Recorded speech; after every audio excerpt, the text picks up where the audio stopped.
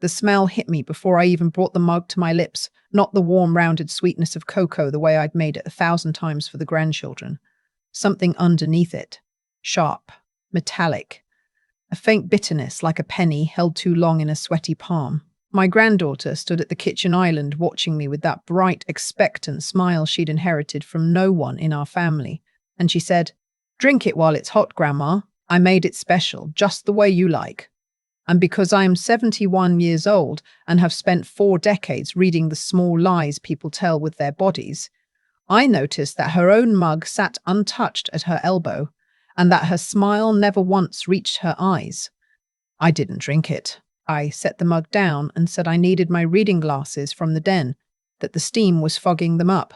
While I was out of the broom, in the 8 or 9 seconds I had, I switched my mug with the one she poured for her father, my son-in-law, who had stepped onto the back porch to take a call from his office. His mug was sitting there full and forgotten on the counter. I traded them without letting myself think about what I was doing.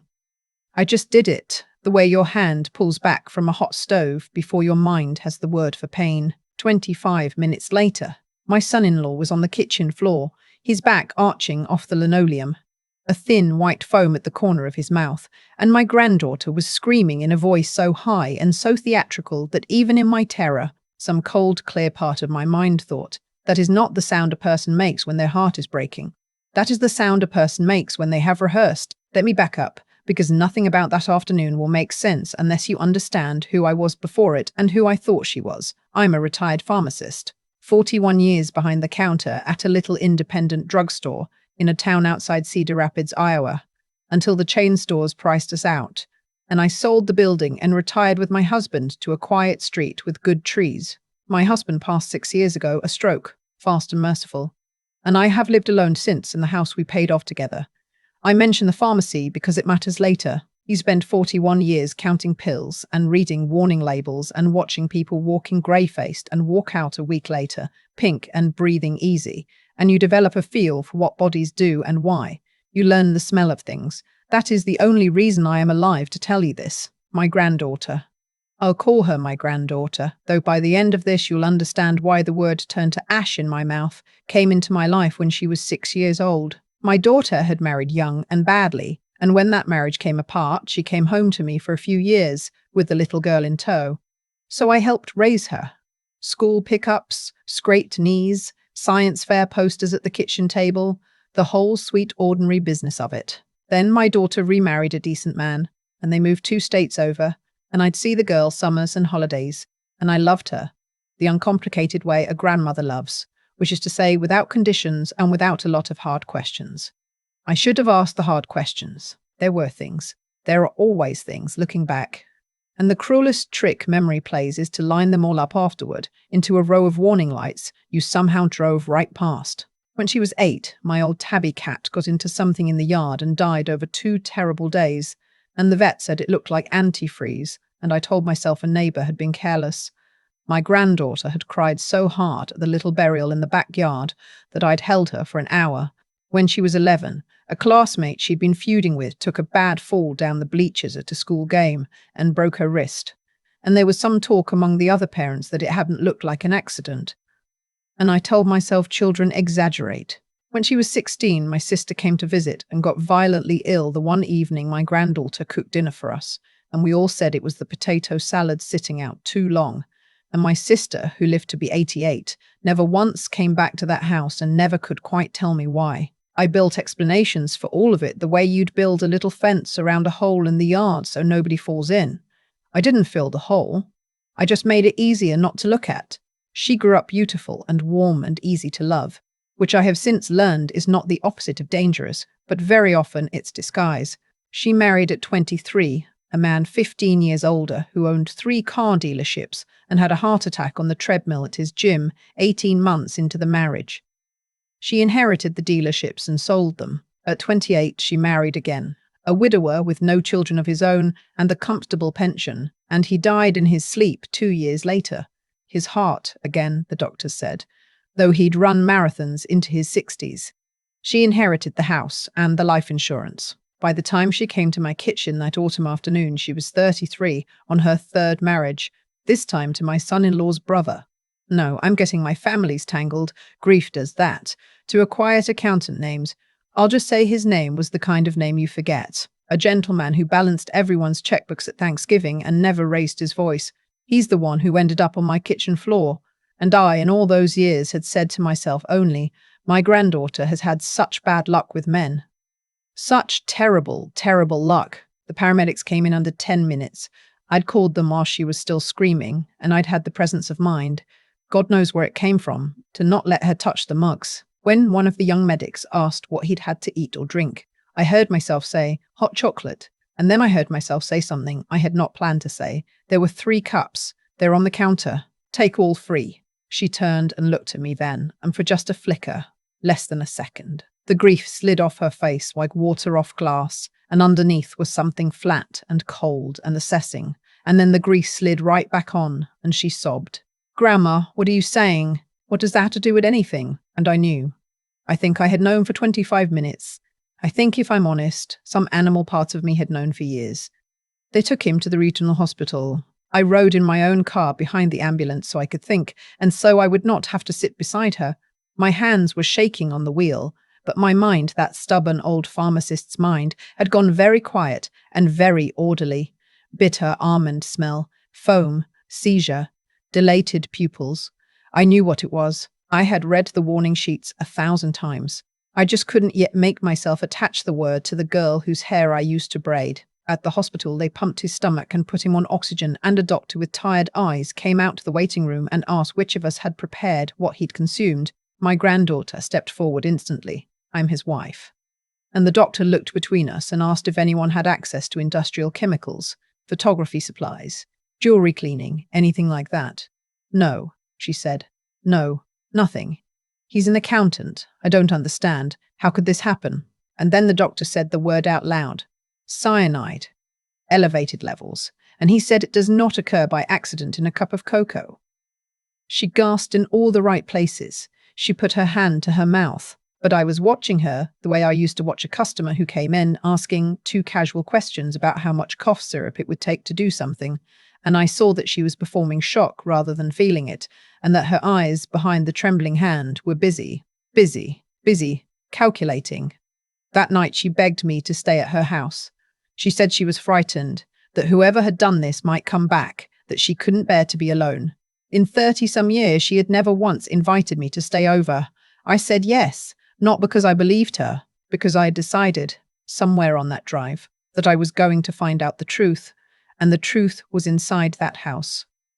I waited until the house went quiet, until I heard her breathing slow and deep down the hall. Then I got up in my stocking feet, and I went looking. I started in the kitchen, because that's where a pharmacist starts. The cocoa tin was ordinary. The milk was fine, but shoved at the very back of the pantry, behind the baking soda and a dusty jar of cloves, was a small brown bottle with no label, and when I worked the cap loose and waved my hand over the mouth of it toward my nose, the way you learn to do with anything unknown, never sniff it straight. There it was. That bitter almond ghost. I closed it up and put it in the pocket of my robe, and my heart was going so hard I had to sit down on the kitchen step stool and breathe.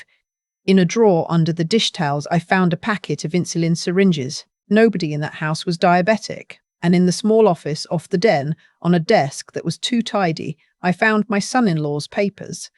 He was an accountant after all. The man kept records the way some people keep faith. And what I found in those records made my stomach turn over. For the better part of a year, he had been quietly moving money, small amounts, then larger ones, out of their joint accounts into something I couldn't trace. There was a half-written letter in a desk drawer, in his cramped, careful hand, addressed to his sister in Denver. It said that if anything ever happened to him, she should know it was not natural. It said he'd been sick for months, always worse after meals, that he'd started pretending to eat and scraping his plate into the trash when his wife wasn't looking. It said he was afraid to leave her and afraid to stay because she had told him, smiling, that if he ever tried to go, she would make sure something happened to her grandmother first, the sweet old lady in Iowa, and that nobody would ever suspect a thing because old women die. I read that line 3 times. Old women die. There was a door at the end of the upstairs hall that was locked, and I found the key on top of the frame where people who think they're clever always leave them, and inside that room was the rest of the truth.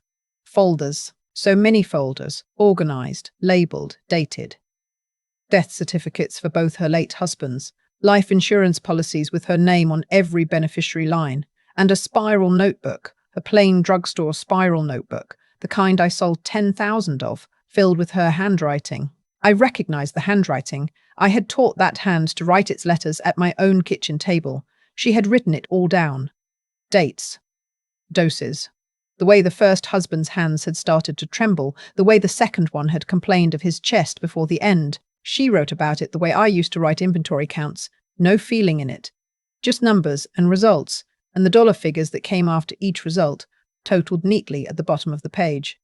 And then I found the folder with my name on the tab. My own name, in her handwriting. Inside it was a photocopy of my will, a printout of my bank balances and my brokerage statements, which I keep in a fireproof box in my bedroom closet and have never shown a living soul. A life insurance policy I did not remember taking out, with her as the beneficiary, for an amount that made me sit down again, and a single page, more recent, the ink darker, where she had written, "Grandma is asking questions. She watches my hands now. Move up the timeline, the cocoa. If it goes wrong, point at the husband. He's been moving money. It'll look like he poisoned himself out of guilt. He's been moving money. He'd been moving it to get away from her, and she had known and she had planned to use the very thing that was his escape as the rope to hang him." I sat on the floor of that locked room in my robe with the brown bottle in my pocket, and I understood, finally and completely, that the child I had braided and bandaged and believed in for 3 decades had been studying me the whole time. Not loving me. Studying me, the way you'd study a lock you intended to pick. I heard the floor creak in the hall, and I had just enough time to slip the most important pages into the waistband of my robe and ease the door shut and stand in the bathroom, running the tap, when she called out, soft and sweet, "Grandma, you all right?" "Just an old woman's blather," I called back, light as I could make it, and she said, "Sleep well," and I said, "You too, sweetheart," and the word sweetheart came out of my mouth smooth as ever, and I marveled, standing there in the dark, at how easily I could lie too. I'd learned from a master. I did not sleep. In the morning, while she was in the shower, I took my car keys and I drove to the county sheriff's substation 3 miles down the road, and I walked in with a grocery bag holding the brown bottle, the syringes, the photocopied will, and the pages from her notebook, and I set it on the deputy's desk, and I said, "My granddaughter has been poisoning her husband, and I have reason to believe she's done it before, and I have reason to believe I was supposed to be next." The deputy was young and looked at me like I might be a confused old woman until he started reading the notebook pages. Then he stopped looking at me that way. He made some calls. Within the hour there were detectives, and within the day there was a search warrant, and what they took out of that locked room filled the trunk of a cruiser. They arrested her in the hospital parking lot of all places, where she had gone to perform her vigil at her husband's bedside. I wasn't there. I had asked the detectives, please, to let me not be there, because I did not want my last living picture of the girl I raised to be of handcuffs. They were kind about it. The lead detective, a woman about my daughter's age, with steady eyes, came to my house afterward and sat at my kitchen table and told me they'd found more than I had. The dealership husband, the marathon running husband, and further back, things I'd half buried, a college boyfriend who drowned, an elderly woman she'd looked after for a summer job who'd left her something in a will. She told me that people like my granddaughter are very, very good at this, that they space the deaths out by years, change the methods, move between jurisdictions, and that the only reason this one came apart was an old woman who knew what bitter almonds smelled like and had the nerve to switch 2 cups of cocoa. My son-in-law lived. It was a near thing, 3 days on a ventilator. But he lived, and when he was strong enough to talk, he asked the nurses to send for me, not for his wife, for me. I sat by his bed and he took my hand in his thin, shaking one and he said, "You switched the cups. I know you did. Thank you." And then he wept, this gentle, quiet man, and told me he had known for months what she was, had found the notebook himself last spring, and had stayed in that house with a woman he knew was killing him by inches because she had promised him that the day he ran was the day I died. He'd been trying to gather enough proof to protect us both. He'd been losing the race. I had won it for him by accident, with a cup of cocoa and 41 years of reading warning labels. There's a question I have to answer, Because it's the one that kept me up nights afterward, and it's the one I imagine you're asking too. How could I trade that cup to him? How is what I did so different from what she did? I have turned it over 1,000 times. The truth is, I did not know, in that 8 or 9 seconds, that the cup was poison. I knew only that it was wrong, that every instinct I had was screaming, and I could not make myself drink something my own body was refusing.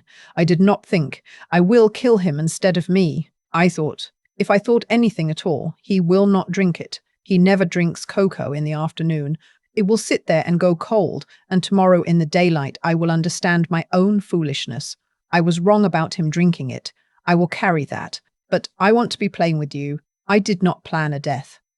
I refused one, and in my refusing, the truth of her came out into the open where it could finally be stopped. There is a world of difference between protecting yourself and hunting someone, and I have made my peace with which side of that line I stand on. She pleaded not guilty.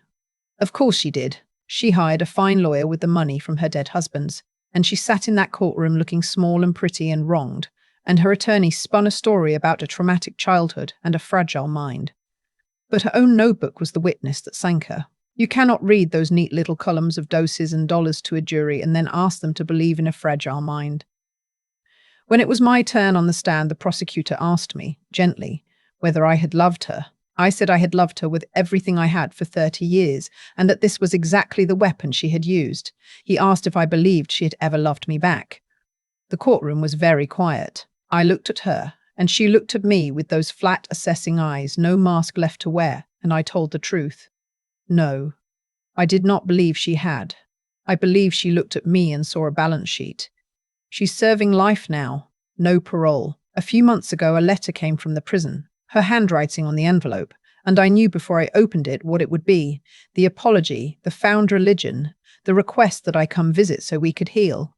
I did not open it. I have learned, late and at a terrible price, the difference between forgiveness and freedom. Forgiveness needs two people and a relationship between them. And there was never a real relationship there. There was a girl performing one for 30 years over a hole in the ground she meant to push me into.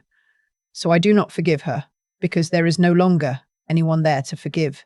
Instead, I have set myself free of her, free of the guilt, free of the hope that she might change, free of the long habit of explaining away the things my own eyes could see. My son-in-law and I are close now. Oddly, the two people she nearly killed. He remarried last year, a kind woman, and they had me to their table for Thanksgiving, and there were children there, his new wife's little ones, and I watched them squabble over the last roll and burst into honest tears over a scraped knee and hug their mother for no reason at all, and I understood, watching them, what I had been missing all those years and never knew. Real children leak their feelings everywhere. They are terrible little liars. You never have to wonder what they're after, because they tell you, loudly, all the time. I had spent 30 years marveling at how calm and easy my granddaughter was, never once realizing that the calm was the warning, that a child who never quite breaks is a child you should look at very closely. I'm 73 now. I still keep that drawer of memories shut most days, but I'll open it for you this once, because if there's one thing I want you to carry away from an old woman's kitchen table story, it's this: trust the smell. Trust the thing under the sweetness that your nose catches a half second before your heart wants to. I almost talked myself out of it. I had a lifetime of reasons to drink that cup. She's my granddaughter. She made it special.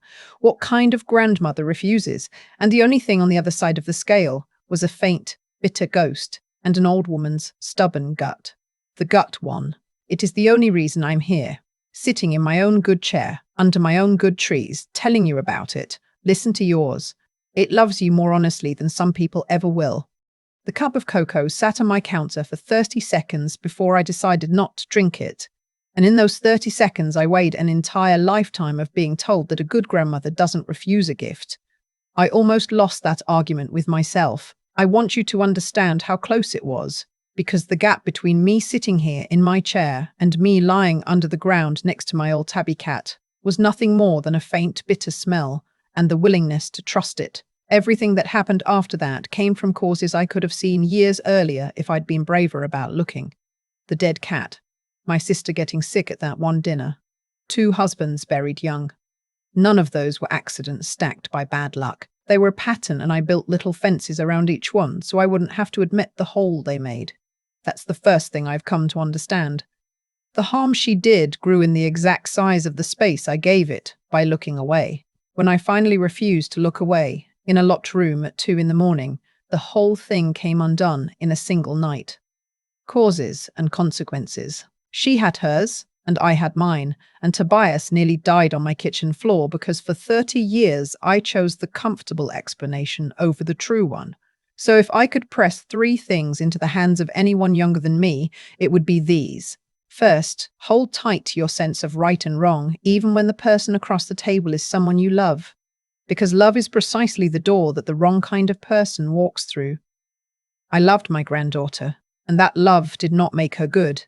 It only made me blind. Doing what's decent sometimes means seeing clearly what you'd give anything not to see. Second, use the hedge you were given. I had 41 years of training that told me what bitter almonds meant, and I almost overrode all of it out of politeness. Knowledge is worthless in a drawer. It only saves you when you let it speak louder than your manners. And third, find the backbone to act on what your clear eyes and good judgment tell you. It is one thing to suspect. It is a much harder thing to drive to the sheriff's office in your housecoat and lay a notebook on a stranger's desk and say my own granddaughter is a killer. That drive was the hardest mile of my life, and it was the mile that saved Tobias and saved me. I don't carry hatred for her. Hatred would mean she still lives rent-free in my chest, and I've evicted her. What I carry instead is a quieter thing, the knowledge that I am stronger and sharper than the frightened, eager woman who adopted a story instead of a child. At 73, I finally trust the one voice that never once lied to me, the small, bitter warning under the sweetness. Listen for yours. It is loyal in a way some people never learn how to be.